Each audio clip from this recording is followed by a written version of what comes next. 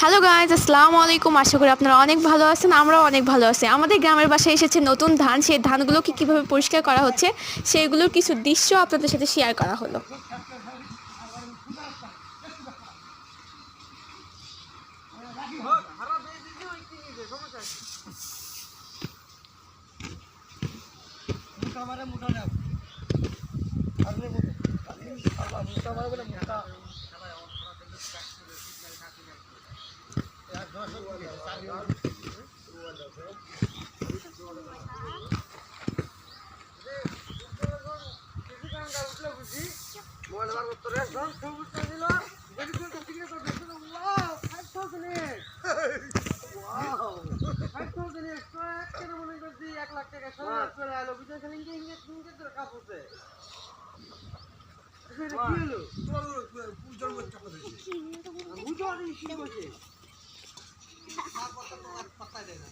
আরে রেলগেট বাজানো খাইনি না